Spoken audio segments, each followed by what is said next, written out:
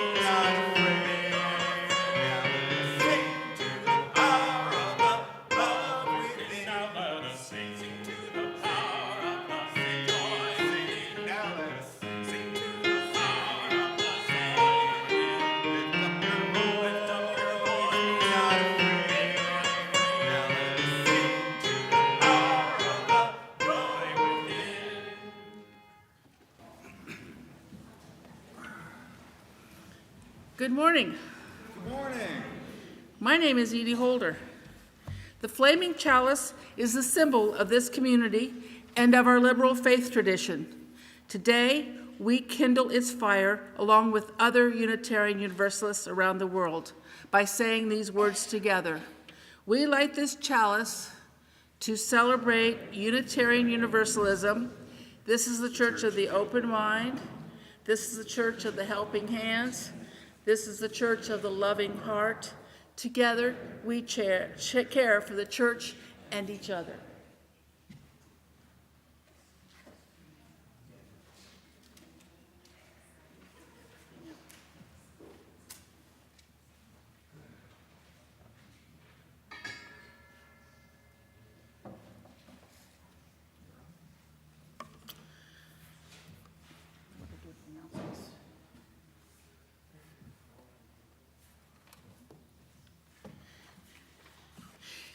Before we begin our service this morning, we must welcome you. If this is your first time joining us here in our sanctuary or online, or your first being here in St. John's for a while, thank you for blessing us with your presence.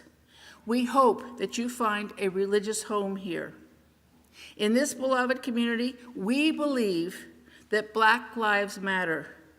We believe that science is real, that our planet needs our care, that women must have autonomy over their own bodies, and that every person of every gender and sexuality is sacred.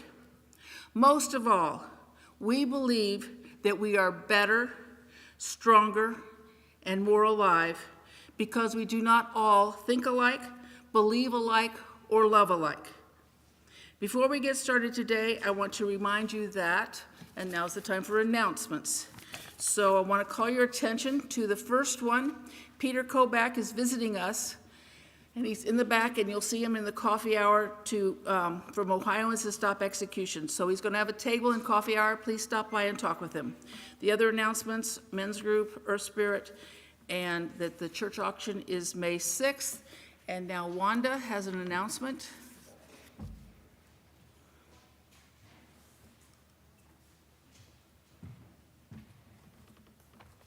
Good morning, St. John's. Good morning. And happy spring. I don't know about you, but I am just so full of energy and life this morning because the sun is shining and spring is just bursting out all over. This time of year, because the weather is so wonderful, it makes me want to do more and be a little adventurous. And so I have an invitation if you are also feeling like, oh, it's time for a little adventure in my life. I want to invite you to help out with Found House. Next month, April 23rd, which is a Sunday, we're committed to help at another congregation as they host several families who are unhoused. So these are primarily families with children, from newborn infants through teenagers, and their parents or guardians. The program helps them find housing and stability in their income, But while they are unhoused, they sleep in church basements for a week at a time. So we help out with that. So the roles are to make supper at home, bring it, serve it, eat with the families, get to know them a little bit. If you're a cook, or if you're someone who has a Kroger card and feels like, getting some baked chicken or Marie Callender lasagna pans, any of that's good. Another role is just pure fun. You show up, you eat the supper that some other St. John has prepared, and you just play with the kids, whatever they want to do. Shoot baskets, kick a soccer ball, color, play with the games that are there, whatever. You just show up and have fun with the kids. So that is an absolutely fantastic role for people who have kids themselves and would like to do a social justice activity. But it's also, if you're missing your grandkids and you like the idea of playing with some other kids, it's a great role for you. Third role is overnight. You just show up at 8 o'clock, meet the families, go to bed when they go to bed, make sure everybody gets on the van in the morning. It's easy. You have your own room, you sleep on a cot. It's not that bad, okay? I've done it hundreds of times. It's not that bad. So we've been doing this since fall. A number of St. Johners have helped in some way, and I think they've all had a good experience or just a lot of fun. It does make you get outside your comfort zone because you're not in your own church building. You're with other volunteers that you may not know that well, and you're meeting people who are in a fragile situation that you also don't know, right? But it really humanizes them, and it's a kind of social action where you're not just helping the world in some abstract way, but it's very, very, very concrete. And I think that the more of us who help at these other churches over the next several months and get some experience with the families and just with what the hosting is like, that's going to better prepare us when we have the families come here for a week in October. So I'll be in Kroll-Pfeiffer afterwards, and Charles Spencer is helping me recruiting, so we'll have some handouts, and hope to get these roles filled possibly by next Sunday. That would be awesome. All right, thank you. Thank you.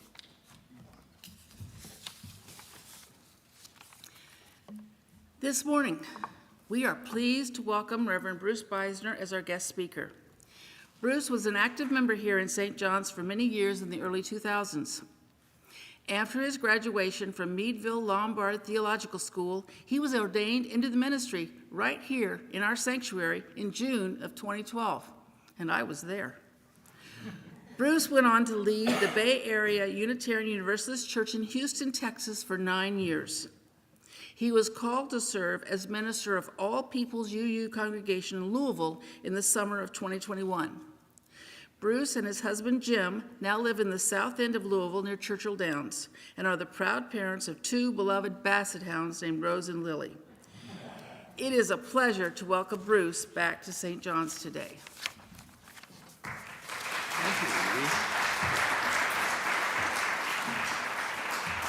Thank you, Edie. Thank you, Edie. And happy Sunday to y'all.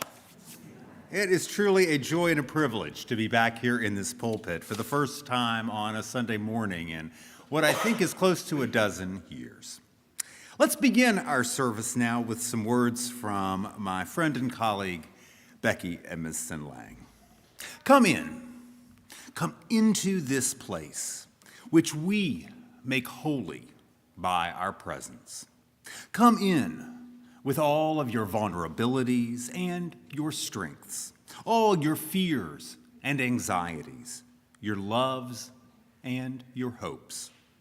Come in, for here you need not hide nor pretend. You need not be anything other than who you are and who you are called to be. Come into this place where we can heal and be healed, where we can inspire and be inspired, forgive and be forgiven. Come into this place where the ordinary is sanctified, where the human is celebrated, where the compassionate is expected. Come into this place. Together, we make it a holy place. Along my travels out in the UU world, I had the great pleasure of meeting a wonderful composer named Jen Rathbun at one of our Unitarian Universalist camps down in Texas. And she wrote our opening song this morning. I invite you, as you're able, to rise in body, spirit, or voice, and we're going to sing together this little song called Welcome, Light the Flame. And Robert is going to lead us. Peng Cheng will play the melody so that it'll be helpful. Please rise.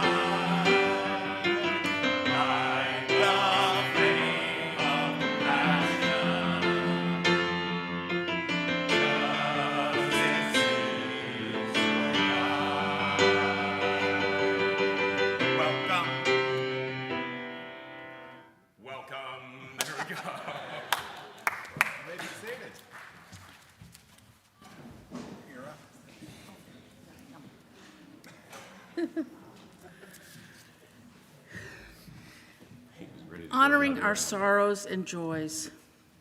Whether you arrived with us this morning feeling weary and that life is hard to bear, whether you came today feeling frightened by the latest news and hearing of tragedies both natural and human-made, or feeling grateful for some special blessing or hopeful about what the coming week may hold, no matter how you find yourself today, we are glad you are here. I invite you to come forward during our music to silently honor a personal celebration or hardship from your life, or to hold up someone or something that is in your heart or on your mind today by placing a stone in the sand dish. If you wish your joy or sorrow to be spoken, put it on a card and place it on the table. And if you're with us online, please share your joys and sorrows by writing them in the chat.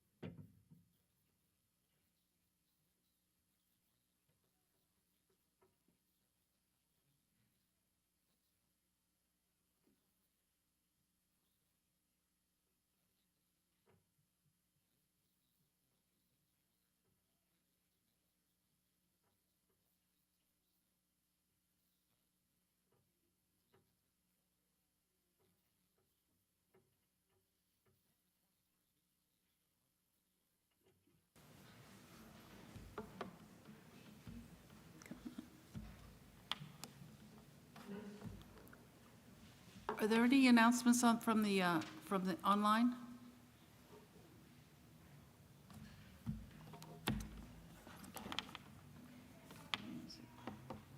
It went dead.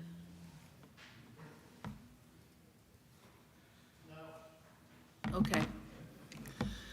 And there are no announcements on the table.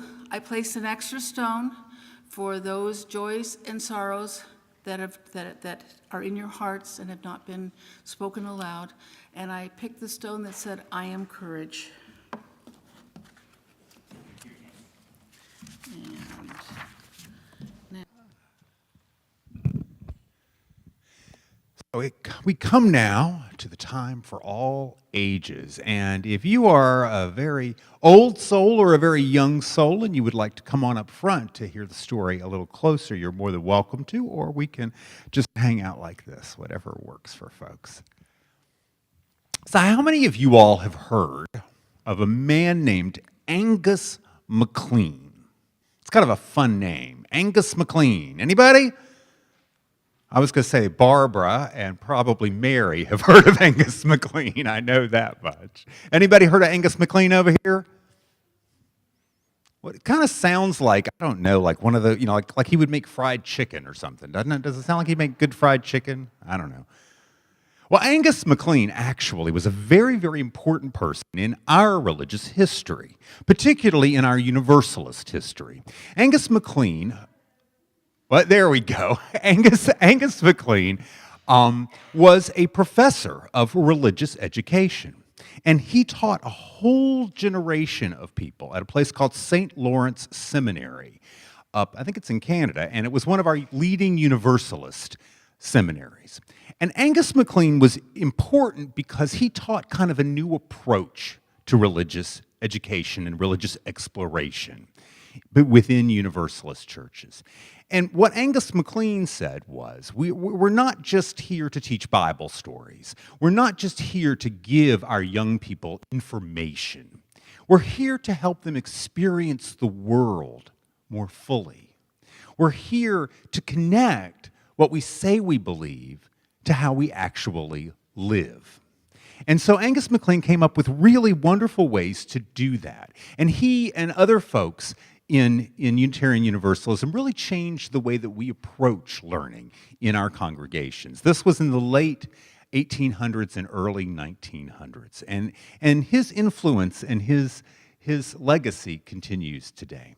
So the story that I have for you is a story that Angus MacLean told about his own childhood and how it helped him understand learning. So Angus MacLean grew up in Nova Scotia, way up north in Nova Scotia. And what do they do in Nova Scotia? They like to fish, that's right. So it won't surprise you that they lived in a little fishing village, he and his family, and they were right on the water, right on the ocean. And his dad was a fisherman. And so one morning, his dad said to Angus, I want you to go down to the dock, and you need to look out and tell me what the weather's going to be like so I can know to prepare. When you're going out in a boat into the ocean, you need to know what the weather's going to be like. And this is, of course, before, right, you could just say, Alexa, what's the temperature, right, So Angus went down to the dock, and he looked around, and he, looked up at the sky, and he came back in, and he said, well, it's a little cool, and it's kind of cloudy, but that's about what the weather is. And Angus's father said, well, what about the wind? Is the wind blowing? And Angus had to think about it because he hadn't seen the wind, right? He'd seen the clouds and he'd felt the temperature, but he hadn't really been thinking about the wind. And he said, well, let me go back out and see. So he went back out, and then he was really trying to notice, was there a wind? Looking at the trees, right, to see if they were moving, all those signs, right, feeling it on his face or whatever. And there was kind of a breeze. So he went back in and he told his dad, yeah, the wind's kind of blowing. Well, his father said, well, which direction is the wind blowing from? And Angus said, how am I going to know that? Right? So his father taught him how to know which direction the wind was blowing from. He said, Angus, when you go out there, go out to the end of the dock, right, and stand and listen. Listen so you hear the wind in one ear. And then what you've got to do is turn around and keep turning all the way around until you can hear the wind in this ear and that ear. And that way you know you're facing directly into the wind. If you can hear the wind in both ears. And then you can try to figure out which direction, right? So Angus, of course, was a kid, and so he went back in, and he did that. He turned around until he could hear the wind in both ears, and he went back in, and he said, well, the wind is blowing from Farmer Jack's farm, because that was where he was facing. And his dad said, you've learned it. That's exactly right. That would be east, by the way. But anyway, and so Angus remembered that all of his life. And he remembered that especially when it came to spirituality, when it came to religion, when it came to this idea of exploring and finding truth and living life. He liked to say that I've got to listen for life in both ears. And I've got sometimes to turn myself around and turn around. And I've got to change my perspective and change my view until life is blowing in both ears. Then I know that I'm really paying attention and I'm really looking directly at what's happening. And that's how I will find truth. So Angus went on to teach a whole generation of Universalists and Unitarians his little trick of turning around and listening for life in both ears. So that's our story this morning. Thank you for listening, and Edie is going to introduce. Please join us in singing the Children's Blessing Song. The words are going to be up there.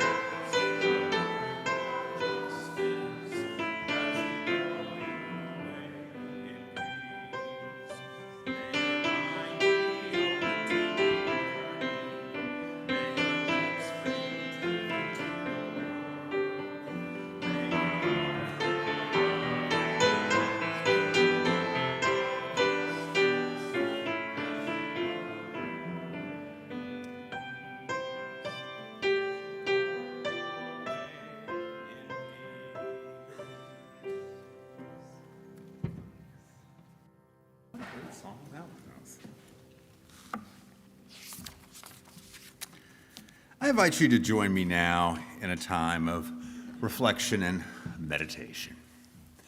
Let us pray. Spirit of life and love, God that lives within, among, and beyond us all, we are grateful for this day, for these people, for the gift of life itself. Yet we are troubled by the pains and the hurts that come along with it. We are beautiful, yet broken people. From arrogance, short-sightedness, and thinking ourselves more important than we are, may some sacred sense of humor liberate us.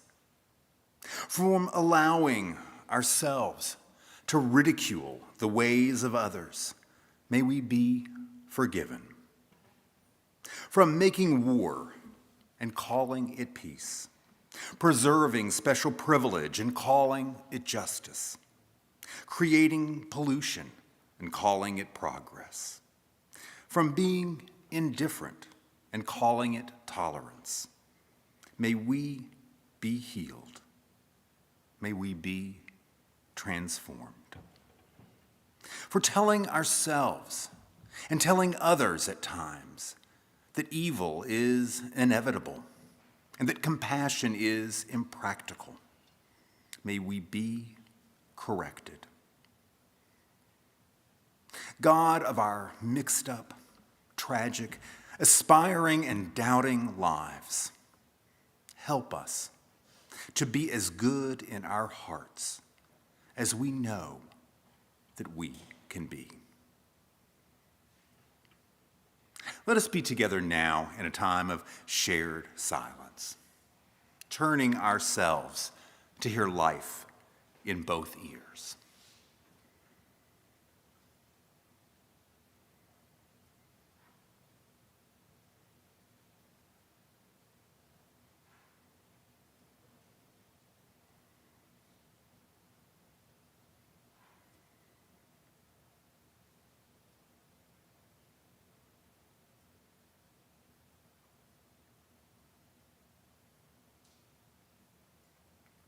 In the name of all that is holy, we pray. Amen. Let us continue now in a spirit of prayer by singing number 86, Blessed Spirit of My Life. You may remain seated as we sing together.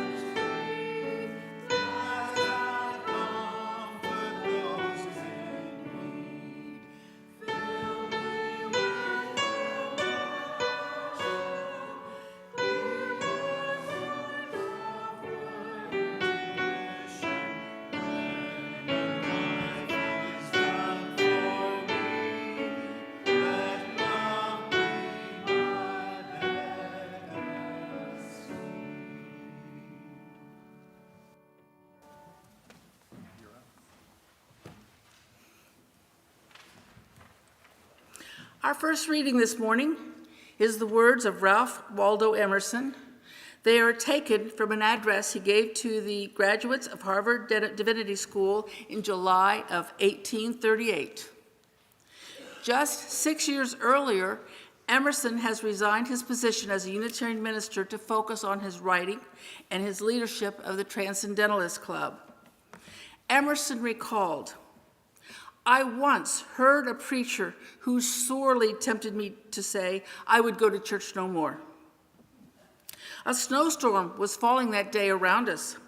The snowstorm was real, the preacher merely spectral. The eye felt the sad contrast in looking at him in his pulpit and then outside into the beautiful deluge of winter.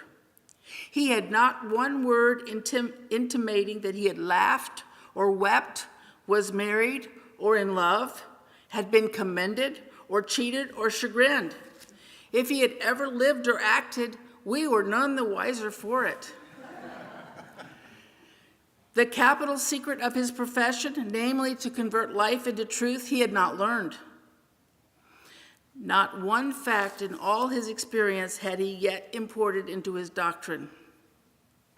This man had plowed and planted, read books and eaten meals. His head had ached and his heart had throbbed. He had smiled and suffered. Yet there was not a surmise, not a hint in all the discourse that he had ever lived at all. It seems strange to me that people should come to such a church where there is much thought but little life. It shows that there is a commanding attraction in moral sentiment. in all these vain words that give us comfort, not in these hours, but in the remembrance of better hours or hours that could be. And so the preacher clatters on, unchallenged, offering only an echo of life. Those are the words of Ralph Waldo Emerson.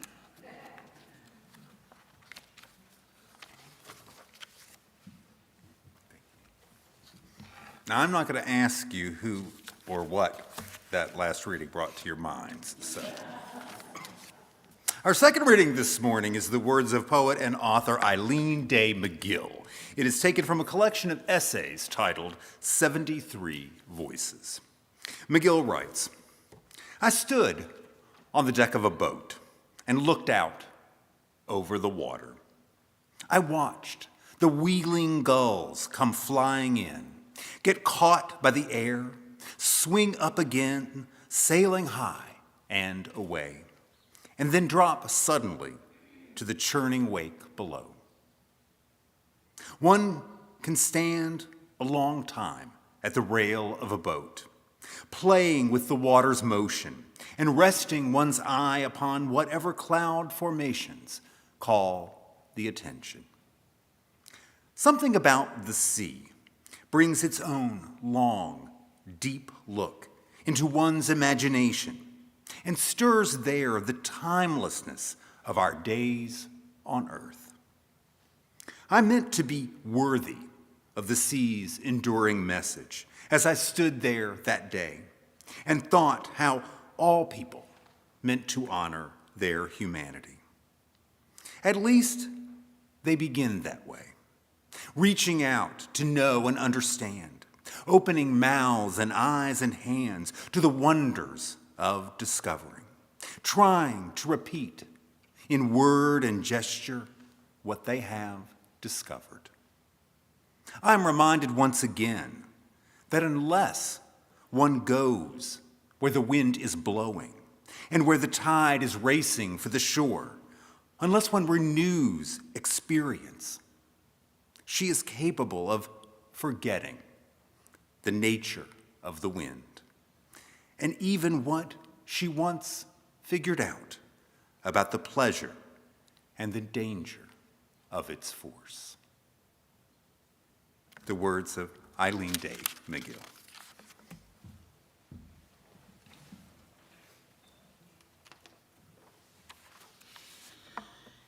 Unitarian Universalism is a grand vision of a world filled with peace and justice, love and joy. That vision is embodied here at St. John's by each of you. Your commitments of time, energy, and resources help make this vision real. As we pass the plates and collect our offering today, we do so in the spirit of celebration for this beloved community we share.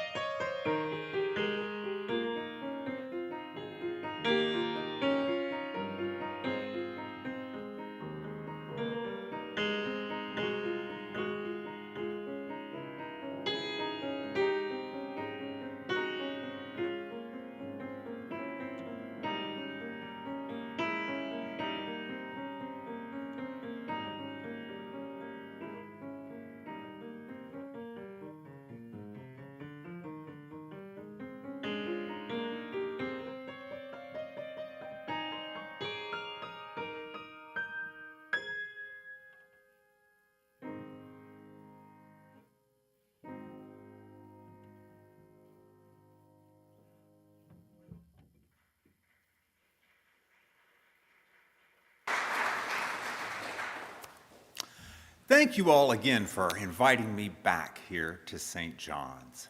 You know, it's been a long time since I've been here at the what my friends here in Cincinnati used to call the Church of the Golden Hairbrush. That's how it was known.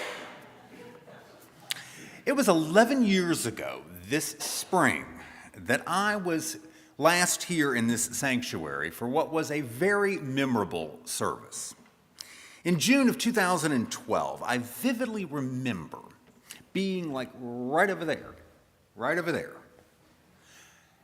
I was there, squatting on my knees as 5 Unitarian Universalist clergy, and probably more than a few of you here today, joined hands and prayed over me as I was officially ordained into the Unitarian Universalist ministry.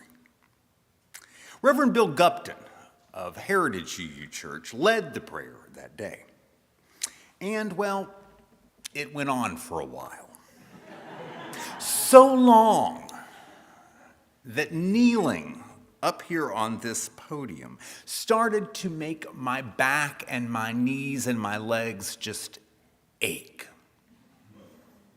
You know, it's funny how we can have our best intentions to be in the moment, you know, spiritually and mentally, and our bodies just, you know what I mean, come in. And sometimes those body memories are the ones we remember the most. Now, I am happy to report to you that while the very beginning of my ministry may have involved some pain, overall, the past decade of serving congregations, first in Houston, Texas, and now in Louisville, has been mostly a joyful and pretty pain-free experience. One of the ways that I keep ministry joyful for me is by trying to keep a good balance between church life and life outside of church. I am blessed to have many supportive colleagues who serve in various congregations all across the country. But unlike many of the ministers that I know well, most of my closest friends are not involved in Unitarian Universalism at all. In fact, many of my close friends are people who avoid church and religion altogether. Many of my friends, like an ever-growing number of Americans, particularly younger Americans, have concluded that most forms of religion do little more than just make people more judgmental. They see most people of faith as hypocrites who say one thing and then do another, and spend most of their energy pointing fingers, telling others what they are doing wrong, and standing in the way of progress. Now, I bristle at such blanket statements about religion.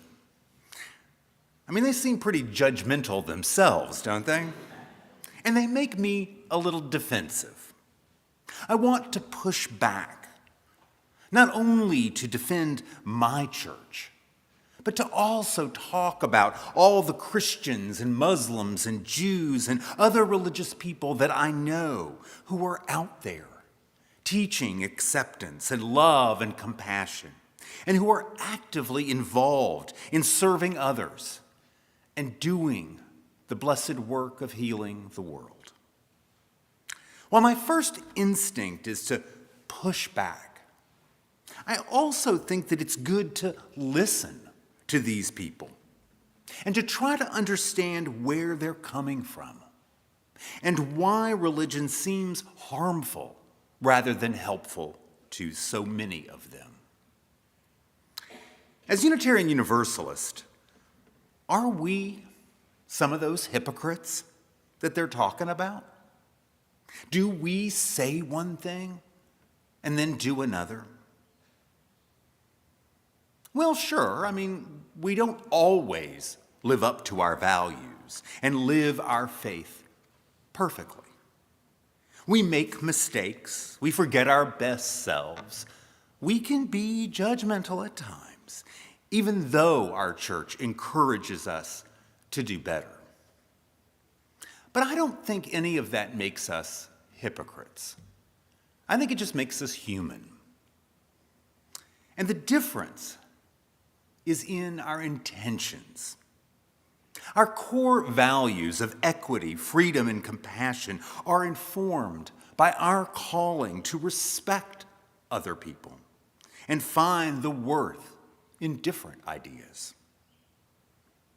When I hear my friends critiquing religion, I want to say, hey, that is not Unitarian Universalism that you are talking about. But of course, at the same time, their words make me wonder about the ways that we don't live our faith and our values as best we might. The ways that I don't live my faith and the values the best I can. It makes me wonder, with all our good intentions, all our wise minds and big hearts, what's holding us back? While I do not think that we UUs are hypocrites, I do think that we sometimes struggle with a different kind of challenge when it comes to connecting our values and our beliefs and our actions all together. And it is a challenge that goes back to the very beginnings of our Universalist and Unitarian faiths. Within every religious tradition in history, there have been those who have understood faith to be about doctrines and creeds and ideas and the following of rules and laws proclaimed by God or coming through the church. Yet at the same time, within every religious tradition in history, there have been those who interpreted faith as being an experience, the experience of what is holy, the act of connecting deeply and transcendently with a God. We see this in Islam, in the doctrinal emphasis of Wahhabism, and in the mysticism of Sufism, in Judaism with Kabbalah and Orthodoxy, in Christianity with leaders like Francis of Assisi and Saul of Tarsus. Both of those two men were Christian saints, but they advocated for a very different path to salvation. The birth of Unitarianism in the United States came out of a movement to inject reason into Christian doctrine, with the belief inspired by Enlightenment philosophy that God gave us the ability to think our way to goodness. Our religious ancestors of the 19th century were greatly bothered by the blind devotion to unspoken and unprovable religious truth. They were even more bothered by the overly emotional expressions of religion they saw in the ecstatic tent revivals of their day. To those early Unitarians, truly pious people were those who thoughtfully and who critically used their minds to come to logical conclusions about religious beliefs. To put this in terms that my Comic-Con or sci-fi friends might use, we could say that the early Unitarians were kind of like the Mr. Spocks of the religious landscape of their day. Is it logical? And through the last 2 centuries, as many Unitarians and Universalists have gradually moved away from a liberal Christian orientation and embraced ethical religion and then humanism, the emphasis of thinking our way to truth and seeing religion as a set of ideas that we come to logically and thoughtfully, that approach has grown even stronger, I think. And that is without a doubt a good thing. Yet our emphasis on this approach to church, to faith, and to belief, comes with its own limitations. I remember when I was a student just up the road at the University of Cincinnati, getting my degree in graphic design. One of my esteemed professors told me something profound that he had learned from years of design work.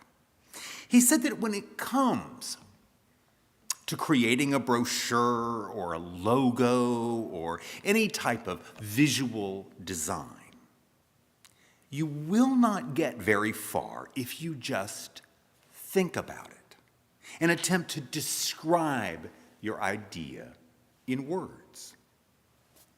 You will never know if it is visually appealing or not until you actually put pen to paper or mouse to screen and actually physically draw it out.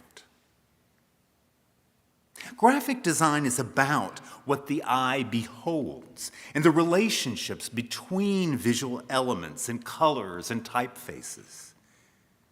And logical or abstract imaginings in your head will never tell you how they will actually look in the world. Now, I may be biased, but I consider Unitarian Universalism to be one of the world's great religions. But unlike Judaism and Islam and Christianity, and even Buddhism and Taoism and Hinduism for that matter, we have never had a robust and sustained movement within our larger religion focused on the experiential and mystical expressions of our faith and our values. In the 1800s, William Ellery Channing famously said, "May our lives speak more loudly than our lips." And today we often affirm that same sentiment, right? How many times have you heard somebody say, "This church is about deeds, not creeds," right? But I wonder if expressing it in this way encourages us to say it's creeds or deeds, it's lives or lips, you know? And not ever kind of connect the two. There's that old joke about Unitarians, that are faced, they go to heaven, and there's two signs in heaven, right? One says, "This way to God," and the other one says, "This way to a discussion about God." Right? You've heard that, and you know which one the Unitarian Universalist picks. What my professor in college was teaching me about my process of visual design, I think applies to spirituality and to religion as well.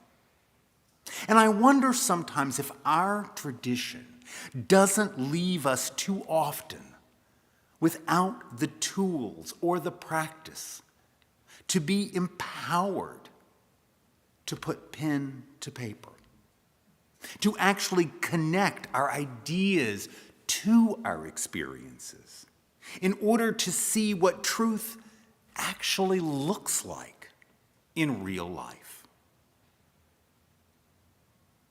Now, I want to be clear that I am not saying that we should dismiss reason or facts or information as part of our quest for meaning. That would probably be a bad idea. And I think we see other people doing it sometimes, right? It would be very un-Unitarian Universalist.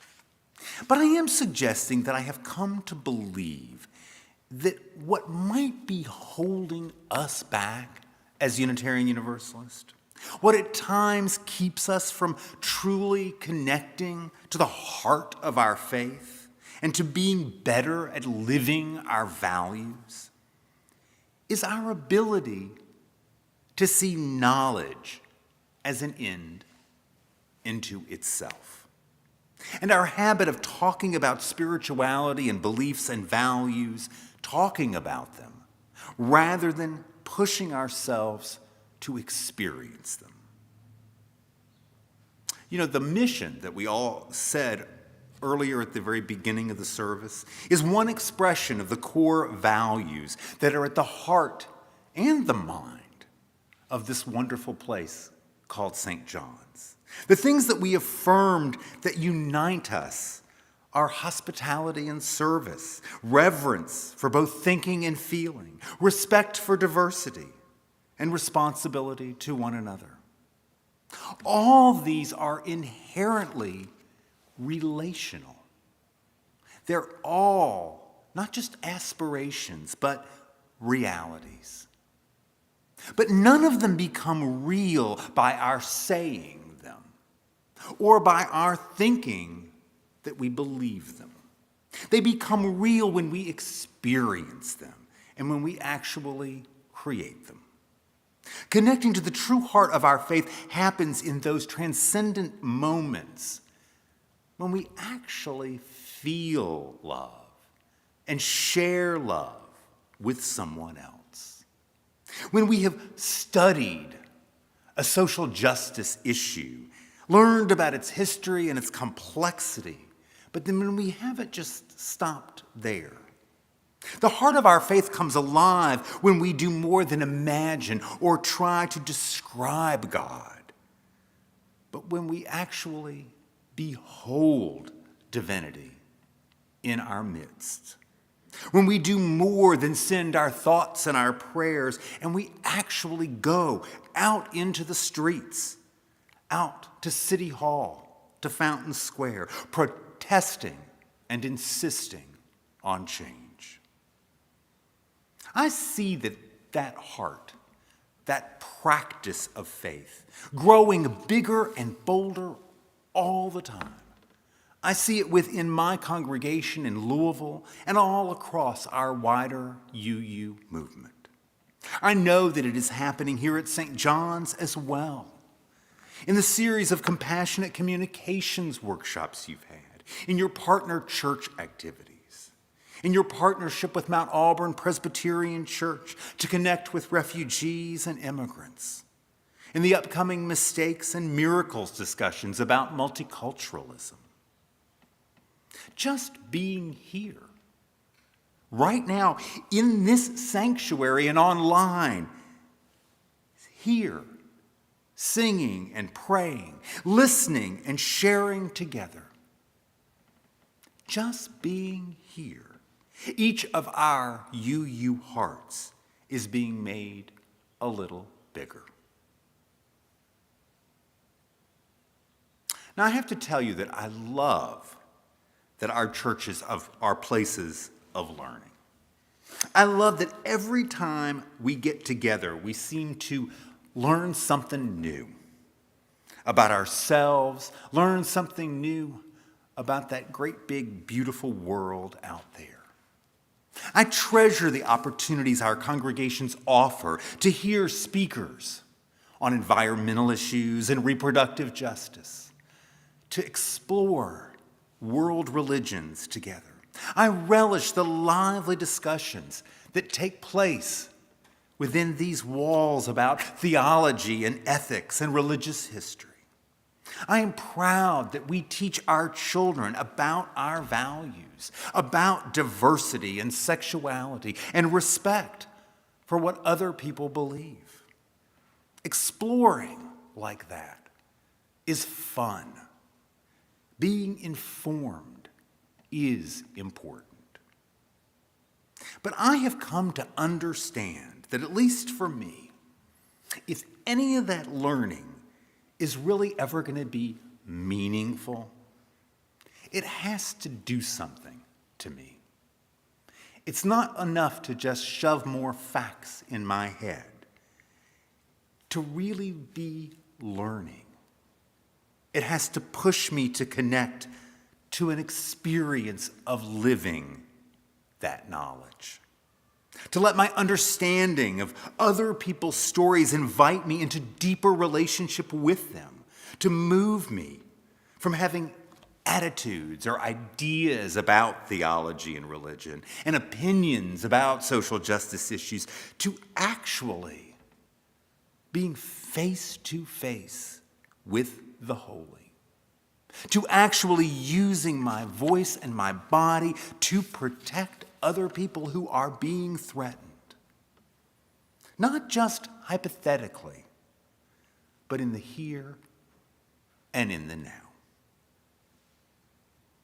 The times when I am able to do that, the moments when we are able to do that together, connecting our experiences and our wisdom, using our reason and our passion, that's when I believe that we are truly touching what is the heart of our faith.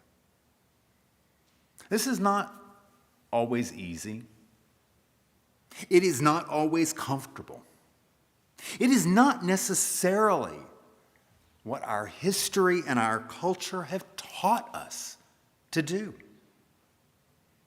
Some of us are gifted with spirits that gravitate toward the rational and the intellectual, while others of us are naturally just more intuitive and readily embrace the mystical. And it can be tempting to make all this that age-old debate, right? About using the mind and the heart, that debate that Emerson brought up, choosing between our intellect and our emotions. But I believe that truly being a Unitarian Universalist has to be about bringing them both together. You know, in one of the discussion classes that I led last year at my church down in Kentucky, one of the exercises that we did, we all in the circle, I asked each person to go around and to share what they felt was a spiritual experience that they had had. Could be anything, right? We don't have any boundaries about that. And the responses that we got around that circle were very diverse. Everything, from beholding a sunset to reading a poem. One person talked about singing in the choir. Another talked about going downtown Louisville to marching with the Breonna Taylor protesters. But the one response that I remember the most was this young woman who said, she was having a hard time with this assignment. And she said, I guess a spiritual experience is something that you can never fully describe to somebody else. It's just like one of those moments when all you can say is, you just had to be there. The heart of Unitarian Universalism is about being there, being here, in those moments when our curiosity is piqued and our brains are engaged, and being there in those moments when some new understanding moves us to be filled with awe and with wonder, be filled with righteous anger or unbridled compassion. Knowing that all of those are sacred moments. Knowing that it matters that we're here for them. Knowing that it matters we're here together. I want to end this morning with just something I ran across that I just love. It's from a collection of meditations titled Noisy Stones. And Unitarian Universalist author Robert Walsh tells this story, talks about this story that appeared in the newspaper one day. It was a story that he was reading, and it was about a seminary professor in Kansas City. This seminary professor was put on trial by the Southern Baptist. He was accused of being a Universalist. Now, Walsh writes this. He says, it's no wonder that these people were suspicious of this man. He had stated publicly his belief that all people were born into this world as children of God. And if that were not enough, he had publicly supported the ordination of women. Case closed. Well, the professor denied the charges. I am not a Universalist, he said. And he convinced them. After 4 hours of deliberation, they voted 21 to 11 to let him keep his job. Walsh writes this. He says, "Now I confess to being a Universalist, but I wonder if I were arrested and charged with being one, would there be enough evidence to convict me?" Walsh says, "The Kansas City story proves that having the right beliefs is not enough. The professor believed that we were all siblings. He believed that every person has a piece of the divine spark, that women are the equals of men in the sight of God. Yet that was not enough to bring in a guilty verdict. No, if they are going to pin Unitarian Universalism on me, they will have to be able to show that I participated, that I supported, and took action on my values as part of a Unitarian Universalist church. Beliefs, no matter how noble, must be embodied in our living, or they will have no convicting power." So I leave you this morning just thinking about what's the evidence that they would have against you as a Unitarian Universalist. And in a week or 2 or 3 or 4, what will that be from now? Thank you for having me here today. It is a joy and a pleasure. I invite you now to rise in body, spirit, or voice for our closing song. It's "The Fire of Commitment," hymn number 1028, if you're following along in the hymnal.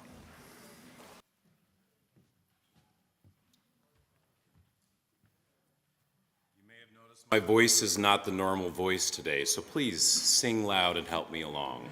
There we go.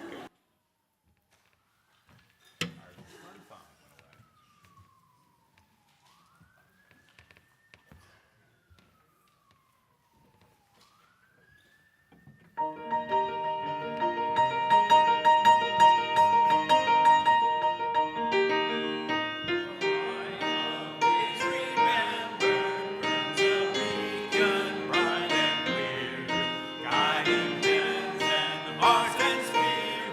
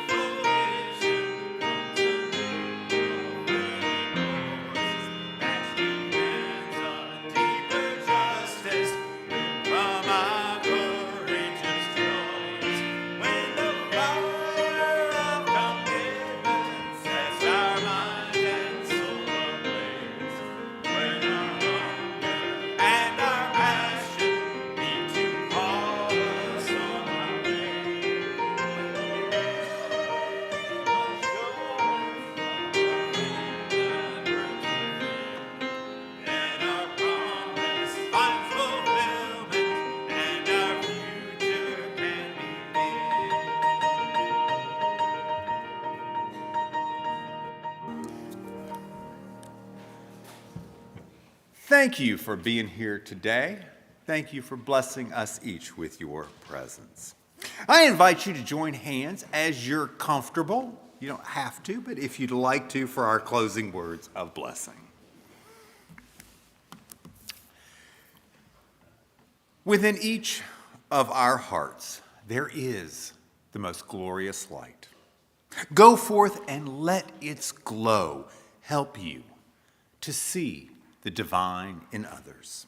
Let its warmth make you a force for hope and healing. Let its fire ignite your compassion, that you might share that light with all who need it. Go in peace, my friends. Share yourself and some of your big you heart with Cincinnati this week or wherever life may take you. Amen, and so may it be.